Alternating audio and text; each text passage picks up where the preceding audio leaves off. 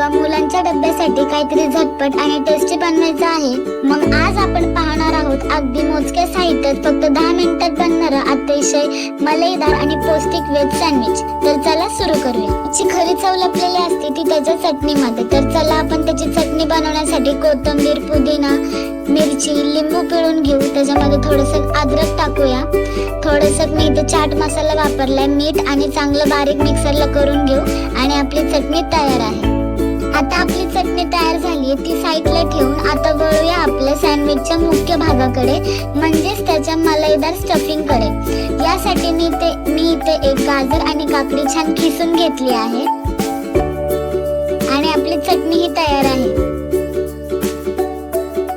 आता सँडविचची स्टफिंग तयार करण्यासाठी आपल्याला एका मोठ्या बाउलमध्ये घ्यायचं आहे घट्ट दही म्हणजे हँकर। सोबतच आपल्याला त्याच्यासोबत एक चीज क्यूब ऍड करायचं आहे, ज्याच्यामुळे आपलं सँडविच जे आहे ते खूप जास्त टेस्टी लागेल आणि चीजी। आणि मी इकडे फ्रेश क्रीम वापरली आहे, अमूलची क्रीम आहे। त्यासोबतच इथे आपण घेतलेलं आहे किसलेलं गाजर आणि काकडी आणि आपल्याला चांगलं ते स्मॅश करून घ्यायचंय। त्याच्यामध्ये सगळं मिक्स करून घ्यायचंय, एकजीव करून घ्यायचंय, ज्याच्याने आपले सँडविच जे आहे ते टेस्टी होईल आणि एकदम क्रीमी होईल। त्याची कन्सिस्टन्सी तुम्ही बघू शकता किती छान झाली आहे, घट्टपणा बघा किती छान झालेला आहे। तर इथे मी फ्रेश व्हाईट ब्रेडचे स्लाइस घेतले आहेत आणि त्याची कडा कापून घेतलेत। आता यावर मी बटर लावून घेत आहे, बटरमुळे टेस्ट अजून जास्त छान येते आपल्या सँडविचला।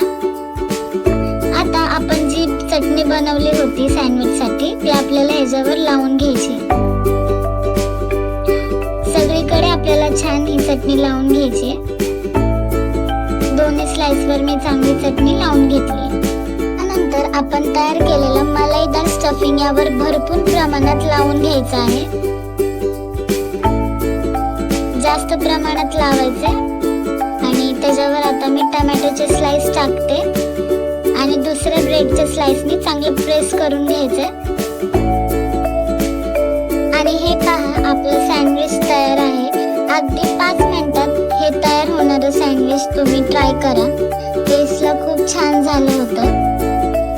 जर तुम्हाला आजची ही सोपी रेसिपी आवडली असेल तर आपल्या व्हिडिओला लाईक करा, चॅनलला सबस्क्राईब करा